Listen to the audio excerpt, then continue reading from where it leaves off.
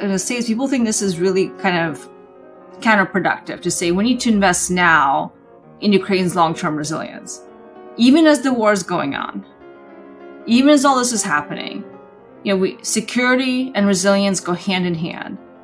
Because if we don't, and the war ends, and hopefully Ukraine is the winner of that war and regains this territory, but if we haven't invested in ensuring that we have a vibrant Ukrainian civil society, that we have Ukrainian judiciary that's independent, Ukrainian courts that are independent, all those elements that contribute to a vibrant democratic society, then I don't know where the country will go.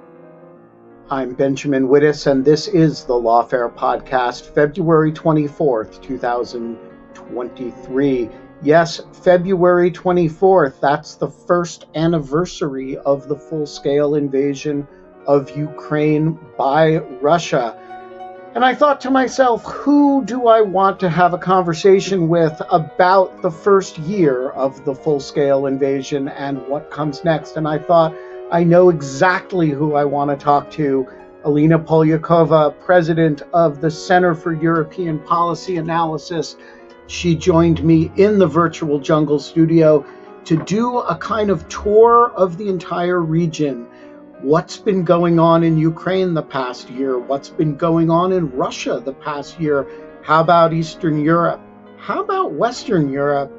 And of course, there's us, the United States. We talked about it all. It's the Lawfare podcast, February 24th. Alina Polyakova on the first year of the Russia-Ukraine war.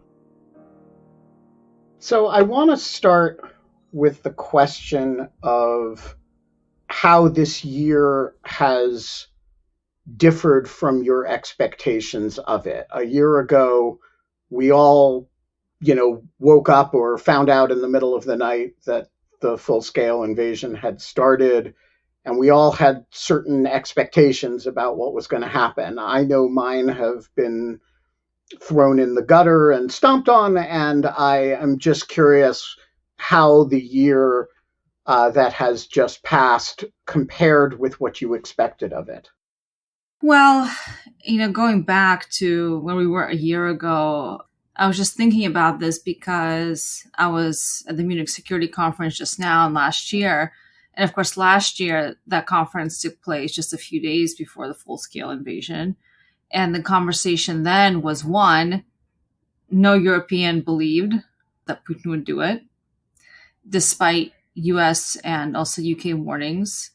So it was a very strange environment then.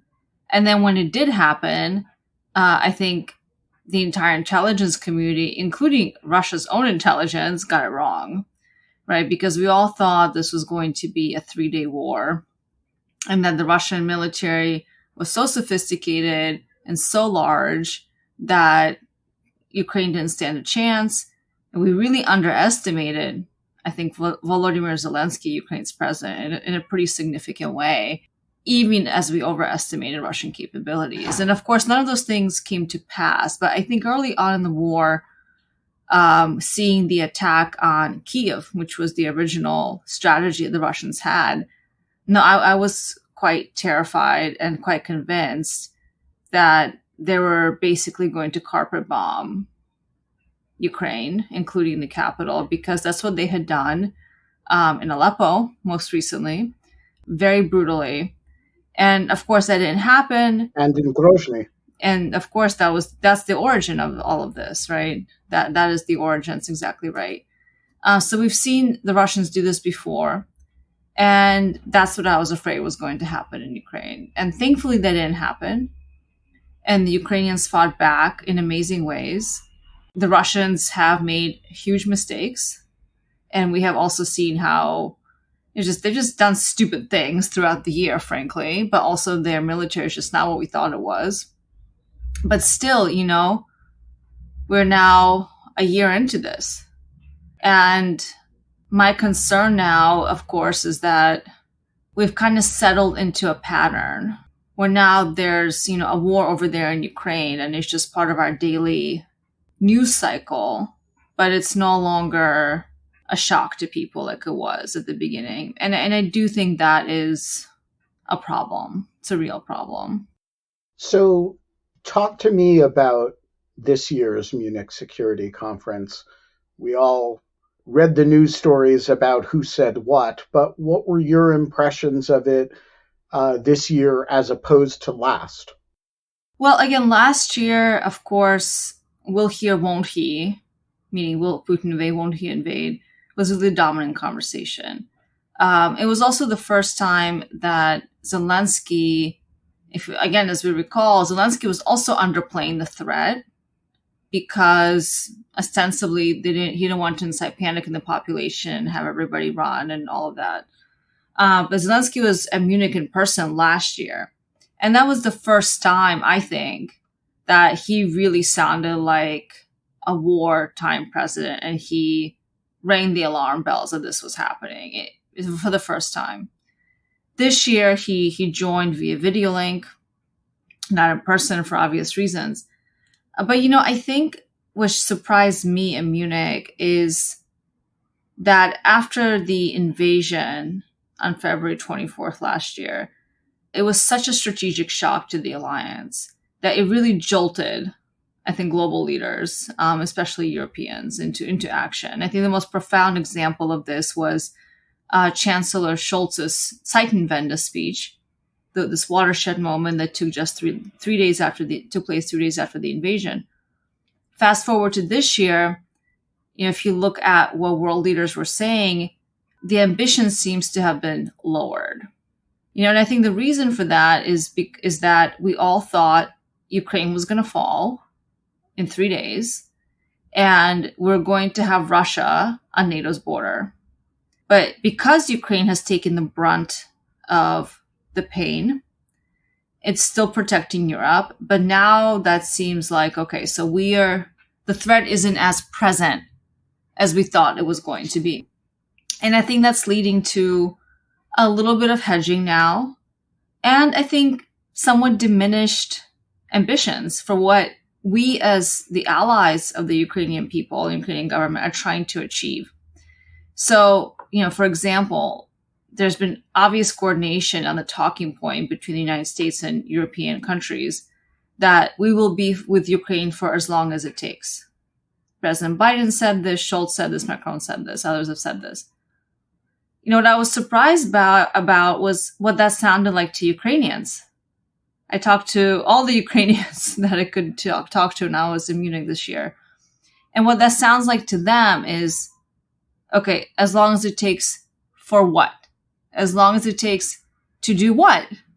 Right? To them, this sounds like, well, of course, they're very happy that we have, that Ukraine has support from the West, because obviously without that, be a very, very different situation now. And it has been very significant. I don't want to diminish how significant Western aid has been and military equipment have been.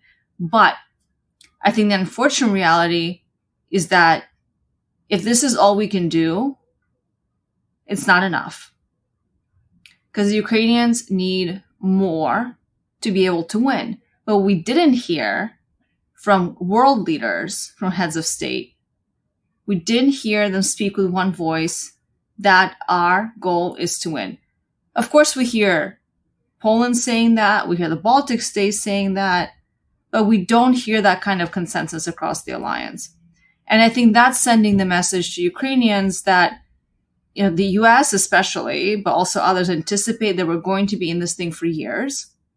And what one Ukrainian MP said to me was, well, look, we can't do this for years, because that might mean we might actually lose, because Ukraine is getting destroyed economically, culturally, obviously militarily, and years of this, that's going to be very hard to recover from.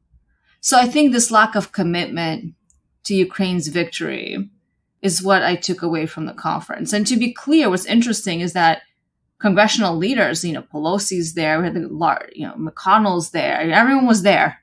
It was the largest U.S. congressional delegation to Munich ever, which says something. They all spoke with one voice. I was very surprised. I was surprised by how direct and clear. Nancy Pelosi said it publicly. McConnell said it publicly.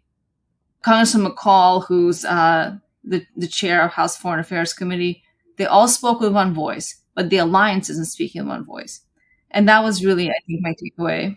Yeah, so that's really interesting because I think if you asked the administration what we're in it as long as it takes means, they would say that it shows our degree of commitment, not it shows our degree of, our lack of commitment or a lack of a vision of winning. It's designed to send a message to the Russians that you can't wait till we get bored. Is this an issue of Ukrainians and the West not really speaking the same language and therefore not quite communicating well, which of course happened at the beginning of the war as well? Or is this an issue of we are actually communicating the wrong thing? Well, I think we're not communicating an end goal. We're communicating an operational policy, but we're not communicating a strategic vision. And that seems to be part of the idea. And, I think in some private conversations with U.S. government officials, they will admit that. They will admit that we don't have a policy focused on winning on Ukraine's terms. So what would a policy focused on winning look like? Well, I think the answer to that is actually really easy, because if you say we're in it as long as it takes to win, right? You add that very important end to that sentence. Well, then you do what you do to win. And that is you supply the Ukrainians with everything they need, throw everything you can possibly throw in, and give them what they need to take back their territory to what the Ukrainians have asked, which is an immediate return to prior February 24th so-called borders. I mean, there weren't borders, but the status quo that existed at the time, and then a process for returning Crimea, returning the so-called LNR and DNR territories back to Ukraine. But we're not committed to that because we still have debates on should we send the Ukrainians Patriots. We finally did, but first we said that was escalatory. We said we wouldn't, but then we did. Should we send the Ukrainians tanks? We said that was a no, escalatory, then we did. I sometimes get frustrated because why do we waste all that time? So how much of that is because we are wasting time, and how much of that is because the administration doesn't want to proceed unless it can hold the alliance together, and so you're dealing in German time and in French time? Obviously, that's a big part of that, because a lot of the debates around these systems, whether we provide or we don't provide, have revealed disagreements among allies. I mean, you really saw that with the tanks, right? Yes. Where what the Ukrainians really wanted was the Leopards, which are German. The Germans won't go forward with the Leopards unless we're in with the M1 Abrams, which is presumably not the right tank for the situation. But we agree to go to let some M1A1 Abrams go because it will if we commit to that some months from now, it'll free up now Leopards. Right. But that raises the question to me of whether the Biden administration is actually, being held back here by the need to keep the NATO group together, or whether they are using it as cover for their own timidity. I think it's honestly a little bit of both. It's a little bit of both because, if the U.S. leads, that's one of the big lessons learned that we already knew beforehand. If the U.S. leads, Europe will eventually follow. Do we want to supply all the military assistance on our own? No, of course we want the allies to support and be part of that burden sharing. However, it's obvious that European militaries are just in shambles because the United States, through NATO and through our nuclear umbrella, has provided security for Europe. That's the deal we've had with Europe, since the end of the Cold War, with all the European countries that joined NATO and the EU afterwards. And that's just the reality. So I think it's U.S. leadership on this that's been really critical. Because once the US decision was made, the allies eventually fall in line. And frankly, as somebody who was a official in one of the European governments once told me is, yes, everybody in Europe is very happy that we have an administration that's all multilateral and wants to use diplomacy. And it's a really nice, breath of fresh air from the last administration, which was so aggressive towards European allies. But maybe we need the US to be a bit of a jerk and bully us. That's what the US does. And without that, nothing really gets done. So I think it's both things. And I think there's been debates within the administration that have come to light, and a lot of public reporting on this, about disagreements between, different parts of the executive office in the United States about what the policy should be. So, all of this has just kind of been wrapped into what's been happening and the kind of incrementalism we've seen over the last year in providing assistance to Ukraine. All right, so let's go through the different actors here, because you actually have an amazing degree of expertise with all of them, which is pretty rare. So we've talked about the U.S. posture. Let's talk about the Ukrainian posture for a moment. They actually have a presidential election coming up. At the basic level of the functioning of that state, they seem to be at once being pummeled militarily, being successful militarily, and being successful at the level of a state in a way they've never been before. It reminds me of the old saying, war makes the state and the state makes war, or maybe the other way around. Talk about the impact of the last year on Ukraine as a state and as a functioning state. Well, that's a really fascinating question, actually, because where do I start? One, I think certainly the many years on the military side and the defense side, the many years that the U.S. and NATO has invested, particularly the U.S., in the training of Ukrainian military has been paying off in this war. That, I think, is clear. That's been a good return on our investment. And we didn't even do that much, frankly speaking. So in terms of Ukraine's state's ability to defend itself, I think they get, an A+, given what they've been working with and given who the adversary is. In terms of Ukraine's, you could say, institutions, let's say democratic institutions. Well, there's been no secret that Ukraine, has struggled with issues of corruption for many years, just like many other countries, where even here in the United States, we're certainly not free of that.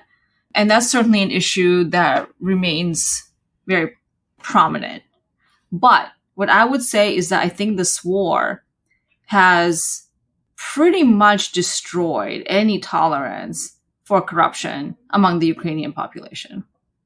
Because if you're found out to be, siphoning funds from anything related to the war effort, and basically everything is related to the war effort at this point, the Ukrainian public will not stand for this. And I think Zelensky and the people around him know this because there have been 2 revolutions in Ukraine against corrupt governments. And we saw a lot of dismissals just recently by the Ukrainian government of pretty high-level administration officials there over allegations of corruption, which in the past would have been completely tolerated, not just by the government, by the Ukrainian people, I think, too, because the expectation was your government is corrupt. Now the expectation is full transparency. And if anything is going the other way, you're going to be held accountable. So I think the war has actually helped move Ukraine much, much faster towards a more transparent democratic governance model. And I think that's been very positive. Okay, it remains to be seen what happens many years from now, but a lot will be determined by the outcome of the war. And I think it's obviously consolidated Ukrainian society politically in a way that we really haven't seen before. Zelensky, before the war, was not the most unpopular Ukrainian president ever, obviously, but he was losing some popularity, which happens in a lot of countries where the incumbent comes in and you may have had a landslide election, but then very, very quickly everybody hates you, for all kinds of reasons. And that was happening in Ukraine. That's certainly not the case anymore, because Zelensky has really become the embodiment of Ukrainian courage and dedication and commitment to fighting for freedom. And he's done this incredibly well. We all underestimated him, frankly. So, I think Ukrainian society has moved in the right direction, but I do think we have to be really wary in the broader West about just assuming that after the war, Ukraine will continue to evolve towards democracy. I'm not saying it won't. And I think integration into the EU is a key part of ensuring Ukraine is resilient as a democratic state. But, we have a lot of data from around the world and it's not necessarily in Europe, but around the world, countries that have a major military conflict in their borders don't often emerge from that as a democracy. So I think for that reason, now it's really the time to start investing. People think this is, I'm just going to say this, people think this is really kind of counterproductive to say we need to invest now in Ukraine's long-term resilience. Even as the war is going on, even as all this is happening, security and resilience go hand in hand. Because if we don't, and the war ends, and hopefully Ukraine is the winner of that war and regains this territory, but if we haven't invested in ensuring that we have a vibrant Ukrainian civil society, that we have Ukrainian judiciary that's independent, Ukrainian courts that are independent, all those elements that contribute to a vibrant democratic society, then I don't know where the country will go. So I think now is the time to invest. And I think making this case is really the step for this year. All right, let's talk about Russia. So Russia has had a disastrous year. On the other hand, it's huge. It has not been brought to its knees by a combination of military humiliation at the hands of, the peasant nation next door and sanctions from the West. The regime seems stable-ish. How do you assess the impact of the last year on Russia as a state? Do you want the optimistic view or the cynical view? Yes. Both. Okay, well, the optimistic view from obviously our perspective in Ukraine and in the West, and then I'm going to break all of that with the cynical view. The optimistic view is that exactly what you outlined. Like, this was a strategic blunder by Putin. And he completely, and the Russian intelligence military completely misunderstood Ukraine. And now they have themselves embroiled in a war that they didn't even mean to start or to really even plan for. And now they have, by some estimates, 200,000 casualties, with a large proportion of those being killed in action. So that looks pretty bad. The Russian economy was in the toilet before. It's even deeper in the toilet now. Sanctions have had, I think, more limiting effect than we anticipated in some ways, because the Russians have navigated them in a quite sophisticated way. Plus, China and India are buying up Russian oil and gas at a discount that's helping the Russians stay afloat. But the long-term trajectory certainly looks pretty depressing. Russia's lost its best and brightest. Yeah, I mean, emigration is as big a deal as the casualties. Yes, brain drain is huge. It's a huge issue. So who's going to really be there to build Russia, invest in Russia? Unclear. So it all looks pretty bad and pretty dire. And Russia looks deeply diminished already. It looks like it's lost the war from that perspective. So that's one view that you could subscribe to. And now I'm going to give you the more cynical view, or pessimistic view, if you will, which is that the Russian economy is projected to return to growth this year, despite all the sanctions, despite the oil cap that was so heatedly negotiated by the Europeans. The state is now on a war footing, in a way that we are not in the West. We don't see this as our war. We see this as us supporting Ukraine in their war, right? But for Russia, they're at war, not with Ukraine. Russian, mouthpieces and state propaganda have been saying for a long time they're at war with the West. Correct. So they're on a war footing. Yes, it's Soviet era kind of stuff. They're not as sophisticated as they claim to be. But you know what? All that junk, if you have a lot of it, it works pretty well. They have the infrastructure in place, left over from the Soviet era, to ramp up production. Are they facing some shortages and gaps in ammunition, just like Ukraine? Yes. But they're capable of producing their own. And we know that the Chinese and North Koreans and Iran have been helping them. So they're going to ramp up this war economy. And they don't care that 2 million people have left. Because who's left? Who's left is going to be the people who are completely dependent on the state. And as a result, will support the state because their livelihood is dependent on it. The other cynical point here is that we assumed in the West that Putin would face significant political pressure if Russian boys started coming back in body bags. He hasn't. And we have really underestimated, one, I think, the state's oppression and suppression and repression capabilities. But beyond that, the level of pain that the Russians are willing to accept. It is acceptable, unfortunately. It's unfathomable to us that, we would have this significant loss in such a short time, and that would be acceptable to the public. It's acceptable to the Russian public. Right. I mean, this is twice the total casualties that the U.S. suffered in Vietnam over a decade, and that decade saw the war become unacceptable to the American public with half the amount of casualties that this war has produced in a single year. Yes, that's huge. Like, if you wrap your head around, that's huge. But you know what? The fact that Russians have experienced a decline in their standard of living, especially this year, but also previously, benefits the regime.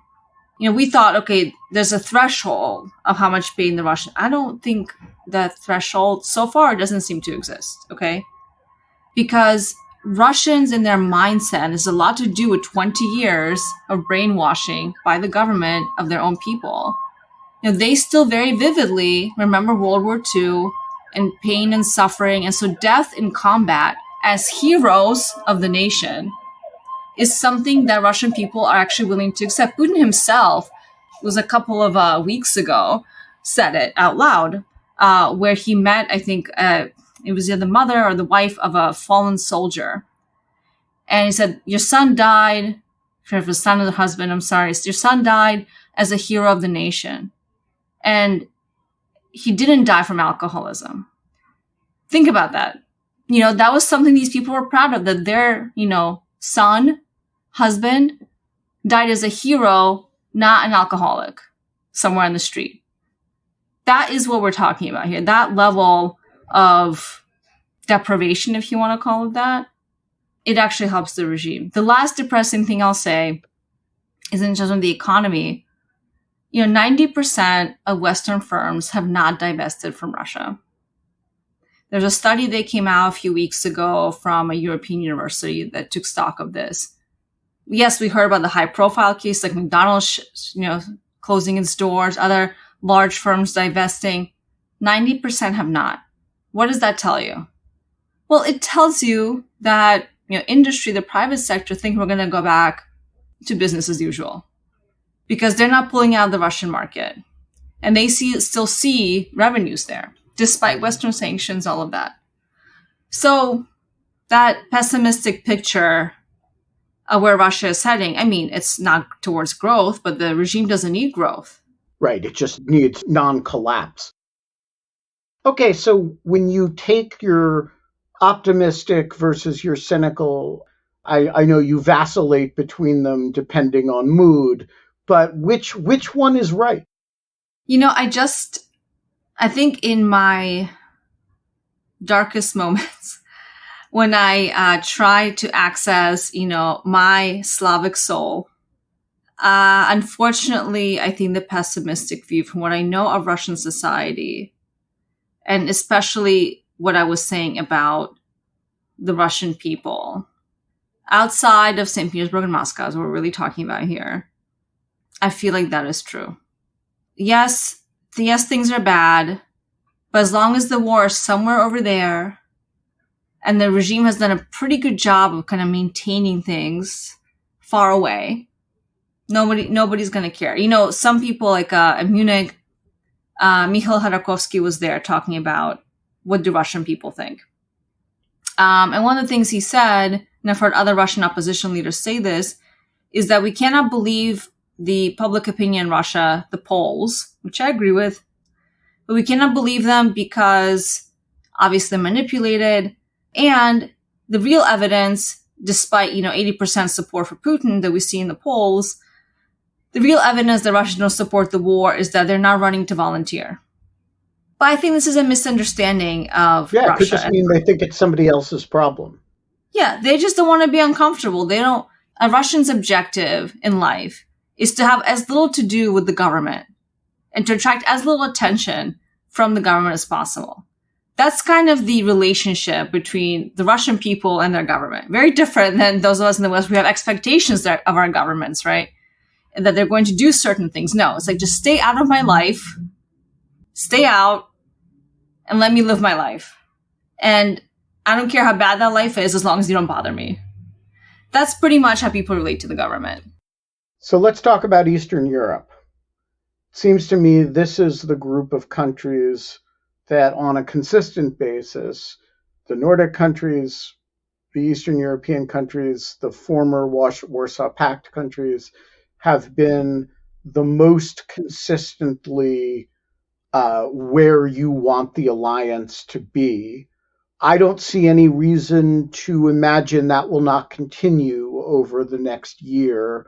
Do you see any sign of slackening among the Eastern European countries that are not Serbia? Right. Before I get there, can I just say one thing on the optimistic versus pessimistic, cynical Yeah, of course. scenarios I've laid out here? I don't want to do a disservice to the optimistic view because I do think the situation in Russia is just far more cynical and nihilistic than we think. However, if Ukraine wins, things could change pretty profoundly in Russia itself because there has to be some reckoning in Russia about this. That's the only way that's going to happen if there is a recognized defeat. Where the chances of that, I think right now, the chances of that are not high. Not Ukraine winning, but the recognition of defeat by the regime, right? Right. There's a big difference between Russian failure and Ukrainian victory that Russia has to acknowledge. Exactly. I think the likelihood of that acknowledgement is very low. But if Ukraine wins, and let's say that means it regains its territorial integrity, and the Russians are forced to accept that, even if they try to sell it as some sort of win at home, whatever, I do think that will have some very positive repercussions, potentially for inside of Russia, but obviously for the West. Because we really need a win. We need a win after many, many mistakes in our foreign policy in the United States, abroad, right? Iraq being one. And if we win together with Ukraine, I really think this could be a real re-energizing and rebirth of a vision for the transatlantic alliance and democratic values and principles. That is possible, but we have to commit to it. So that's it. On Eastern Europe, I don't see any waffling from the Baltics or the Poles or the Nords or the UK, actually. I think what's been really interesting in watching European politics over the last year, there is a pretty profound realignment happening. And I've been sort of calling it the crescent, right? Where we have the UK, the Nords, the Balts, and Central Eastern Europe, even going into Italy, despite the right-wing government there. The Italian PM was just in Kiev as well, and Spain. So the southern flank has actually been much more active and supportive than I would have expected from countries that generally don't see themselves as really involved or very much cared for, Europe's east. And so what that means is that we're kind of seeing, Germany and France, the two leaders of Europe, I think increasingly a little isolated because they're being surrounded by this crescent. If anything, I see a deep hardening happening, certainly among Eastern European allies, Central Eastern European allies against Russia. I mean, Poland, say what you will about Poland's domestic situation, fine. But Poland has clearly become, on defense and security, the indispensable partner and the voice of leadership and vision in Europe. Because they get it. Little Estonia, under Kaja Kallas, who's an amazing, amazing prime minister, has given everything they can, everything to Ukraine. Right. The percent of GDP that has gone to Ukraine is astonishing. I forget the exact numbers, but it's like the entire defense budget. I don't want to speak out incorrectly, but it's astonishing. I mean, if we did something similar, people would be just in shock, and the war would be over, because if we did that, the war would be over. But it's amazing to watch. And because these countries get it. They've been there. They've been occupied by the Soviet state, by an imperial Russia.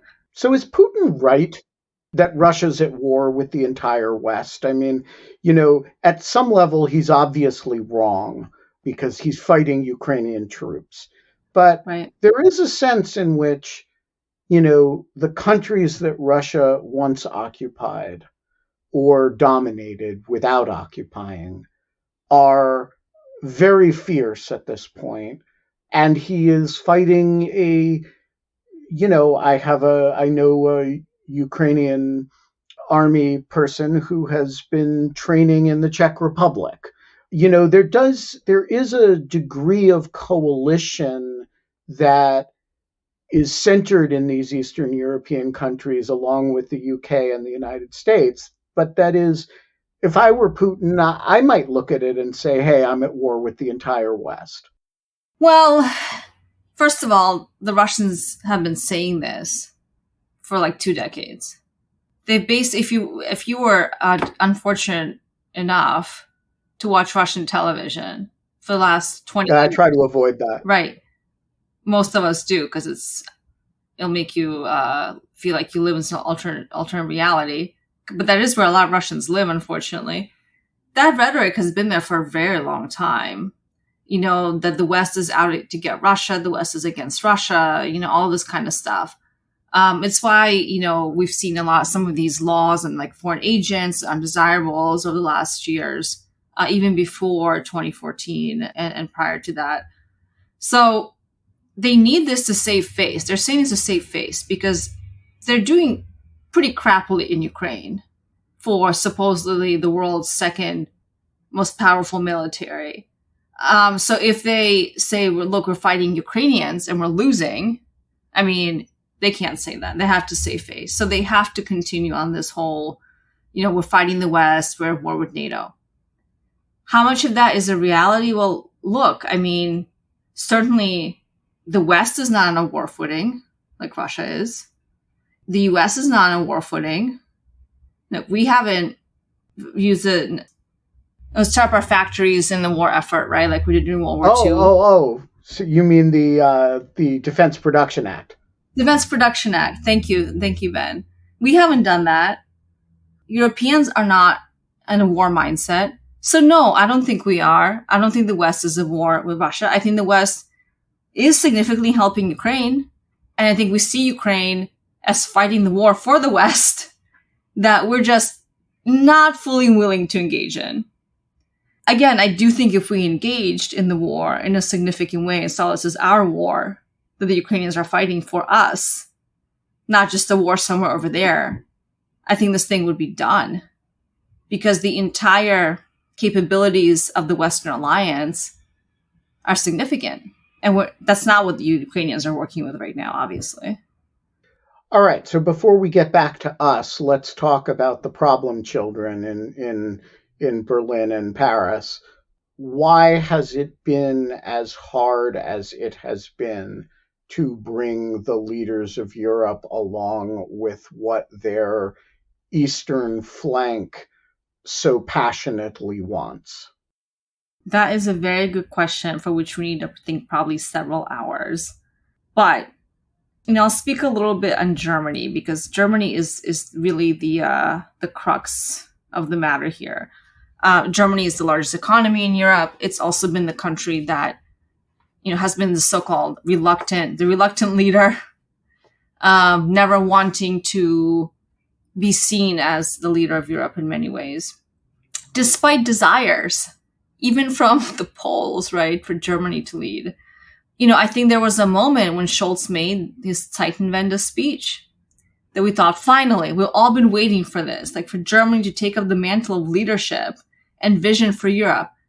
And then, as it often happens, internal deliberations and calibrations and debates and interests lead to a slightly different outcome. Again, not to undermine it, there have been many sacred cows of German defense and security policy that have been murdered in the last year.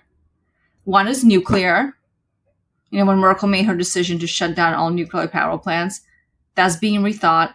Another one is obviously defense and security. The fact that Scholz made the decision finally, after wrangling and a huge amount of pressure from everyone, to authorize the Leopards is huge, because something about that imagery, of German tanks in Ukraine, it brings up the dark history of World War II in people's minds. Context, completely different, but something about that image. It's really... And particularly sending them across Poland to get there.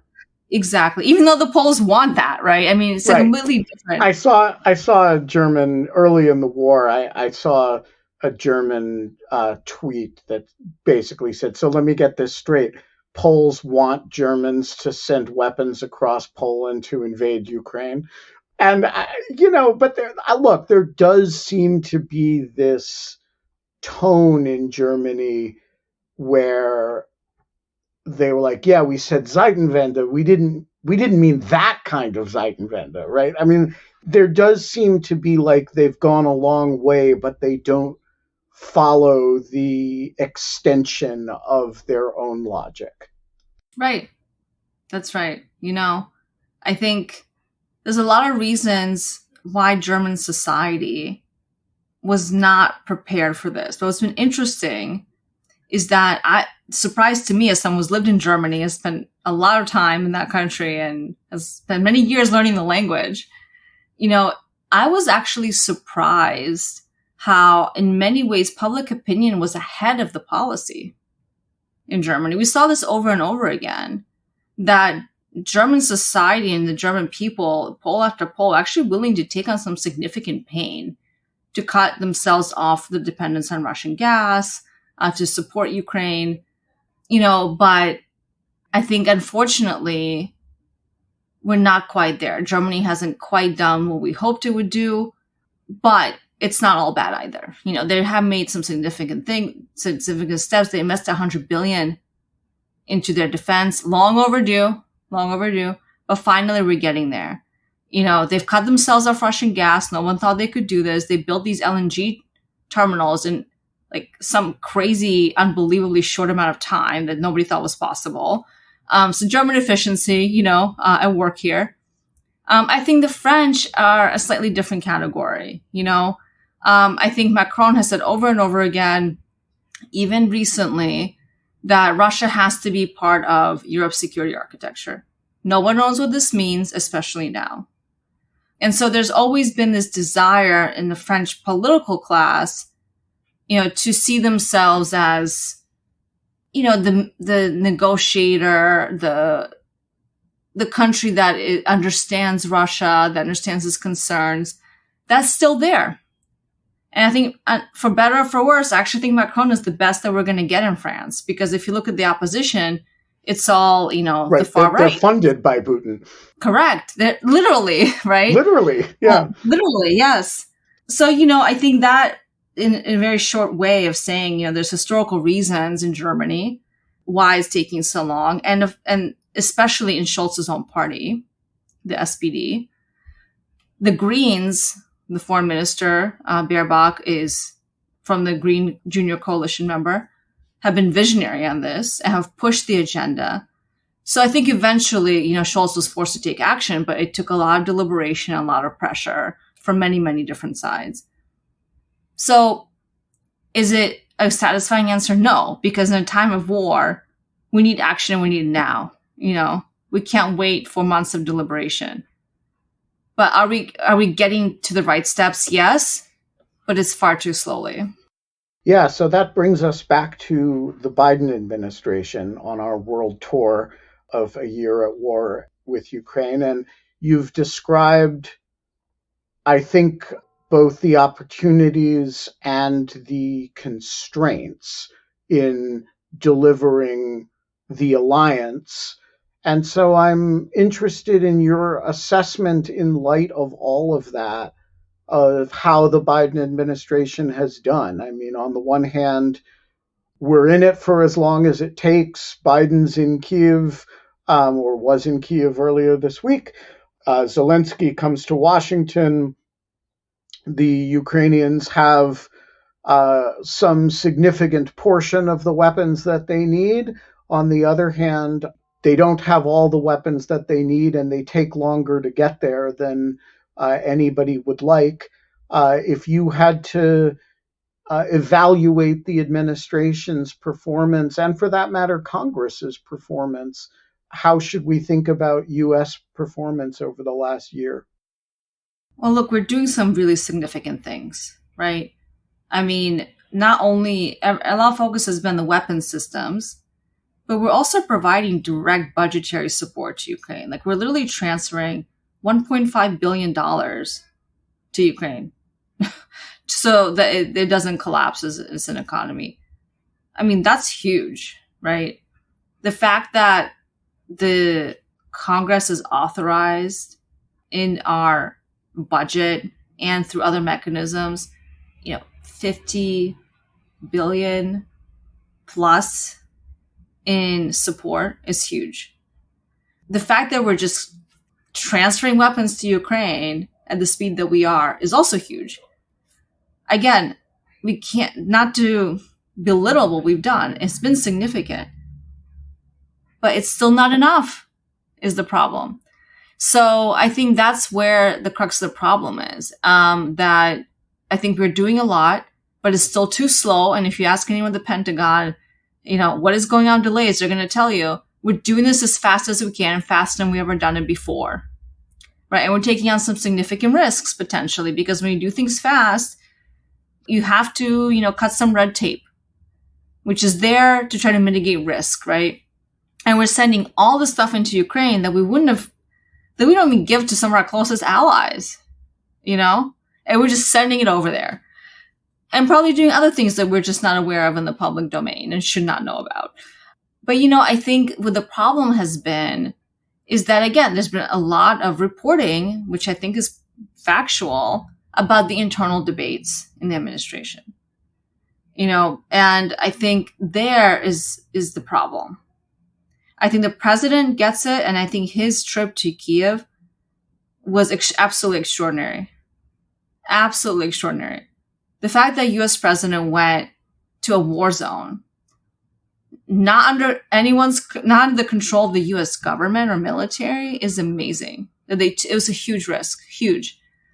And that image, right, Zelensky and Biden standing there with the air sirens going off, was amazing. But that, to me, when I see that image, I think, okay, we're in it to win, but we're not giving the Ukrainians what they need to win. And this is where the disconnect is for me. So if you could change, I mean, your big message over the past 52 minutes has been that the alliance as a whole needs to set Ukrainian victory as an objective and treat that as a short-term objective rather than a rather than preventing defeat as a long-term objective. How does the operational policy look different if everybody at Munich had said, we're in it for as long as it takes to achieve victory as quickly as possible? If that had been the message, and there's some shorter version of that, how would policy look different in the United States? It would probably mean even more funding, which Congress, by the way, seems very eager to approve. Even more funding for Ukraine. That's what we heard from members of Congress all over Munich, both sides of the aisle, leaders, like I said, Pelosi, McConnell, McCall, all speaking in one voice. I was shocked by this, frankly, because how often do we really get that? It would also mean stopping all of these debates about we're going to send X, we're not going to send X, we're going to send Y, we're not going to send Y. Okay. Send them what they're asking for. Send them all weapons are offensive, all weapons are defensive. Send them what they need. The Ukrainians want to control their airspace. Duh. Give them what they need. They want Patriots. If we have them, give it to them. Accelerate. I'm sorry to be so boring. Our acquisition and procurement process and our FMS process. Okay. This has, I've heard more about this in Munich than so many other things, right? The bureaucracy, right? We can't cut through a lot of it, and we have, and we can do even more. And start really cramming it to our European partners, who are not following suit, and shaming them into it. Because that's what the UK did to us. If we remember in the early days of the war, Boris Johnson, Prime Minister, said our policy is victory. And it was the UK that started sending more advanced weapon systems. And that forced Washington to do the same. I really think it did. But we need to play that role in the alliance. Look, and the UK's now said they're probably going to be training pilots, even though we haven't made a decision on fighter jets. Send the fighter jets. Can we just stop? It's stopping this deliberation, this back and forth, and this is escalatory, this is not. Because we know that the only thing the Russians respond to is force. This is the unfortunate reality of Russian policy. And you talk to any Russian politician, opposition politician, who's been in there, who knows Putin, they all say the same thing. The only way the Russians will know you're serious, and the only way they'll end the war, is by military defeat. There's nothing else. There's no diplomacy to be had here. It is just a show of strength and a show of force. And I think we understand that, but that's how the policy will look differently. I want to ask one additional question before I let you go. The Secretary General of the United Nations yesterday said that war is not the solution, war is the problem, and that there has to be peace, and it has to be in accordance with the UN Charter and with international law. And I found this infuriating because it seemed to equate defensive war with offensive war. And to the extent that you want to vindicate the principles of the UN Charter, i.e. the territorial integrity of states and the non-acquisition of territory by force, the only way to do that is for Ukraine to prevail militarily. And so I guess my question is there anything to be said for the camp on both the left and the right that is arguing for a negotiated settlement at this point? Is there any basis for talks? And should I be giving Secretary General Guterres any more time of my emotional and intellectual energy than I am?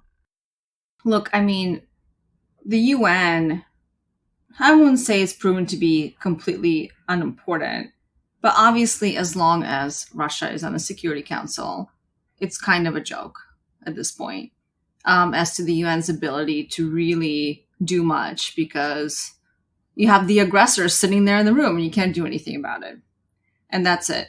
yes, it's good that we have votes, that we see support for Ukraine, although it's definitely not universal. And definitely there are countries, especially in Africa and the broader global South, that are not on board with the Western vision. That's a real freaking problem, frankly. But on your specific question, right now, there is no room for negotiations because the Russians are doubling down. They are in the middle of a renewed offensive. There will likely be another conscription, mobilization of more Russian soldiers. They're not showing any signs that they're willing to even back down or even willing to come to the table. And, the Ukrainians have been putting ideas out there as a starting point for negotiation, despite the fact that the Russians are killing their people and destroying their country. And I think we don't recognize that enough. In a war environment where you have a country being attacked completely unprovoked, being victimized by a huge aggressor state, for that country to still say, we're going to come to the negotiating table, here's some ideas, you may not like them, but here they are, that's pretty significant.